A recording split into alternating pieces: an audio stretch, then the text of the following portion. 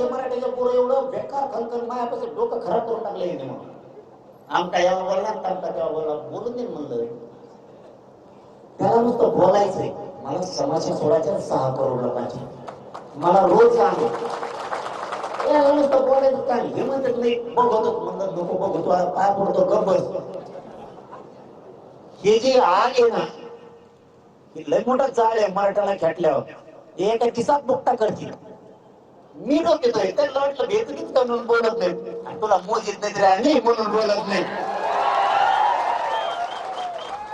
छक्केन पंजे कसले दिसते वेगळे वेगळे दिसते छक्केन पंजे कसले दिसते आता बाय मी काय करू काय करा म्हणतो आमचं वाकडे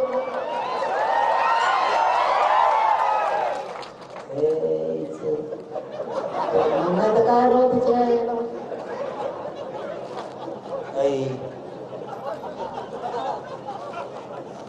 अरे मग काय अरे मी शेतकऱ्याचं पोरग मग राग येतो राव तुम्ही खोटं बोलता अरे जीवनात रक्त कसं असावं जातला नाही बापाचा मराठ्याचा रक्त अंगात असावा नालायक रक्त खोटं बोलून आरोप करायचे आणि पैसे कमायचे त्याचा बुक खायचा लेकराला खाऊ घालायचा काय तुम्ही तर तुमच्या मरा त्याचा मरा काय जाता तुम्हाला बोलतो मी दादा आहे तर मी बोलतो तेव्हा बोलतो अरे तुला पण माहिती मी काय चीज मी बी लय मोठ्या तालमीतला पठ्ठा आहे हे तुला पण माहिती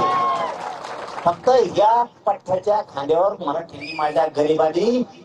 जबाबदारी टाकली म्हणून ऐकून घेतली कारण मी जर एक वाक्र पाऊल टाकलं तर माझ्या समाजाच्या लेकराबाळाचं आयुष्य उठवतो या समाजाला प्रश्न सोडायला वेदना सोडायला माणूस नाहीये माझ्या खांद्यावर जबाबदारी टाकली म्हणून मी गप आहे मला ते लेकर दिसतात काही करताय ते नको तू गप बस माझ्या मनालाच बोलतो मी तुझे गप मार घाल बस गप बस काय करतो तू याच्या शिंतोच्या आहे ना उगाच हे समाजाच्या लेकराला कल्याण होतं तो आहे मला रोज काम आहे इकडे केस झाली हॅलो केस झाली मी लगेच थांब ना तुला ती एकदम खात नाही आपला फोन लावायला मग पाठवून लावून तर एकदम खात नाही मग मी लगेच बोललो काय त्याच्यावर पण खोटी केस केली त्याला बांधकाम फोडीला त्या पोराला कम नाही घेतलं आता टंकली कमुड्या केलं भुली कमुडी फोडते ते सरकार सगळं बैठक लावली त्याला ते मृत घोषित केलं मला कोरोनाला मृत घोषित त्याला सांगितलंय मला रोज काम नाही त्या क्रमांचं कल्याण करायचं पिढ्यांचे पोरं मुंबईत बसवले बावनकुळे साहेबाला सांगून ती बैठक घ्यायला तो मार्गी काढायला लावलं मला आता काढला त्या तिथे काम केलं म्हणलं केलंच म्हणलं पाहिजे या मताच्या आम्ही उदय सामंत साहेब सांगितलं तुम्ही तिचे काळा मला बलिदान केलेलं कुटुंब या मेडिशन लावायचे तुम्ही एसटीत लावले ती एसटी गरम डोंगा खाली गरम हवा म्हणजे आमचे लेकरं गेलेत आमच्या समाजासाठी त्यांचे कुटुंब उडर पडले तर त्याला तरी एसटी गिअर लागून टाकायला इथून आज गिअर सुद्धा हातात येत नाही आणि त्याला एसटीत टाकले ते शिकलंय मरणाचं आणि त्याला एसटीत राहिलं शिक्षणाप्रमाणे द्या माझ्या लेकराचं कल्याण होऊ द्या ना या भूमिकेत मी म्हणून मी हे नादी लागत मला रोज काम आहे इथून साहेब मध्ये पोरं त्यांच्या काय भरता राहिलेत की एमपीसीच्या विद्यार्थ्यांचं वर्ष वाढून देतो म्हणलेले ते काम आहेत मला ते करून घ्यायचे सारखी म्हणते पोरं आपले माय बापू आपल्या विषयी लेखन केले तर आपण कधी पोरं बसत नाही तुम्ही जांतरवाडी येताना इथं सत्य माहिती मिळते म्हणून येतात गुन्हा जे तुम्ही तळतात ना इथून सत्य समाजाच्या हिताचं घेऊन जायचं म्हणून येतात म्हणून तुम्ही गुन्हा तळताना तिथं गुन्हा तळायला टाइम नाही हो कुणाला मी तुम्हाला जेवढं काय सांगतो ते सत्य सांगतो यांनी 60 पोराचं काम आहे 80,000 पोराच्या शिस्तीवर थांबल्या कावटोळा करता आमच्या पोराचं मला माहिती मिळाली ती खरी खोटी माहिती नाही 1600 ते 1800 करोड रुपये महामंडळाचे ठरले मेले ना पोरांचे कर्ज बाजारी हो इकडं भारतात देवेंद्र फडणवीस साहेब कथाच सांगत आम्ही मराठ्यांना उद्योगपती करायला लागलो महामंडळ स्थापन केलं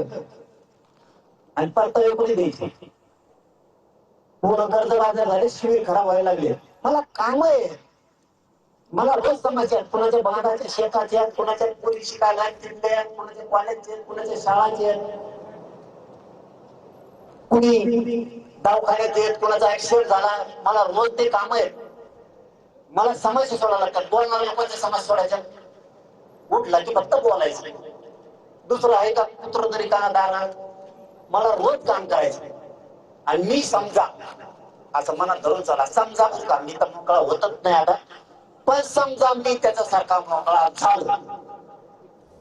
त्याला काय काम नाही, मला काय काम. ते गेलेलं मी गेलेलं.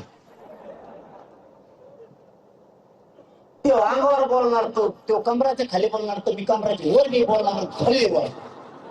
मी लय काचत आणली का माझ्याकडून का शब्द कमी येतात. भारतात कोणत्याच पुस्तकात लिहिलेले असे शब्द आहेत आपल्याला.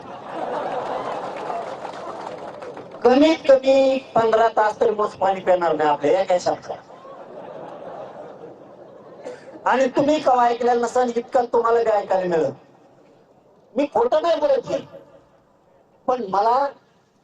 त्याच्यात वेळच नाही. तू मोकळा आहे, मी जर मोकळा झालो, समजा मी समाजाला विचारलं 1 वर्ष खांड मला आता काय मोकळं सोडा बोलायसाठी.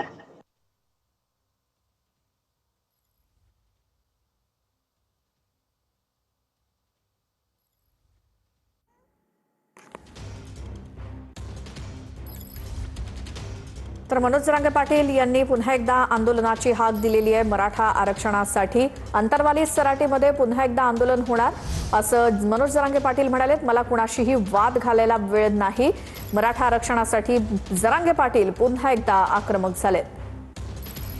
मला नाही दाखवायचं की, मला नाही दाखवायचं. तुम्ही पुढे जाता, पुढे झोपाता, तुम्ही कोणत्या मंत्र्याजवळ भेटलात,